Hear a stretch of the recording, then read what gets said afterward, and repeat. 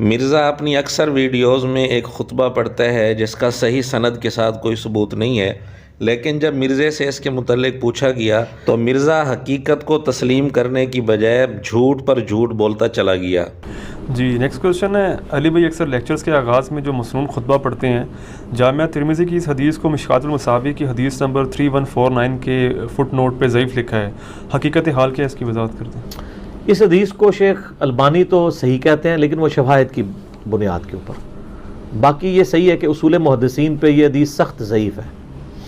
کیونکہ عامش بھی مدلس ہے، اس کے علاوہ اور مدلسین ہیں اور کچھ ضعیف راوی بھی ہیں۔ اسی لیے شیخ زبیر صاحب چونکہ اسٹرکٹ تھے، وہ اصول محدثین کو فالو کرتے تھے کہ یہ جو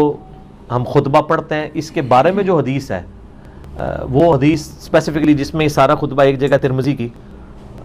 جو مشکات میں کیا نمبر بتایا، 3149 وہ ضعیف ہے۔ مرزا نے مان لیا کہ یہ حدیث سخت ضعیف ہے جس میں یہ خطبہ موجود ہے، لیکن چونکہ مرزا یہ خطبہ خود پڑھتا ہے اس لیے اپنے بچاؤ کے لیے اس نے مزید جھوٹ بولنا شروع کر دیے۔ لیکن اس کے اندر جتنے الفاظ ہیں اس کو شیخ زبیر صاحب بھی صحیح سمجھتے تھے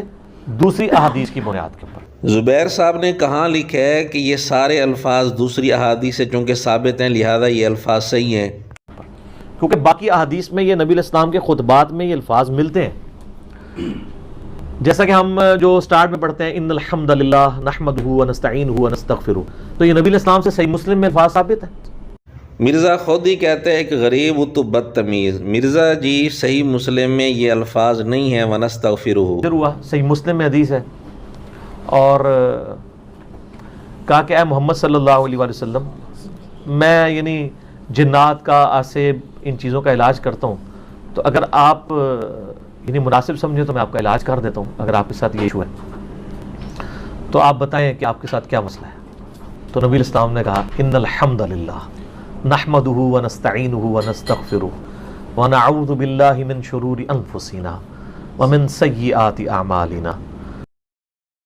یہ بھی جھوٹ ہے، صحیح مسلم میں یہ الفاظ نہیں ہیں ونعوذ باللہ من شرور انفسنا ومن سیئات اعمالنا، صحیح مسلم میں یہ الفاظ نہیں ہیں۔ صرف نبی علیہ السلام کا خطبہ سنا،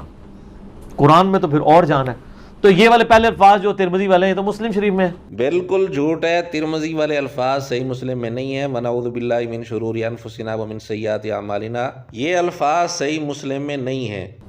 اس کے بعد جو میں پڑھتا ہوں اما بعد، اس کے بعد فإن خیر الحدیث کتاب اللہ وخیر الہدی ہدی محمد صلی اللہ علیہ وآلہ وسلم وشر الامور محدثاتها وکل محدثۃ بدعہ وکل بدعۃ ضلالہ وکل ضلالۃ فی النار۔ تو سر یہ الفاظ تو زیادہ تر صحیح مسلم میں 2005 نمبر حدیث ہے، برائیاں ہیں، تمام برائیاں دوزخ میں لے جانے والی ہیں۔ یہ اگلے والے الفاظ جو ہیں ابو داؤد ترمذی میں اور سنن نسائی میں موجود ہیں، تو یہ الفاظ اس کے اندر موجود ہیں۔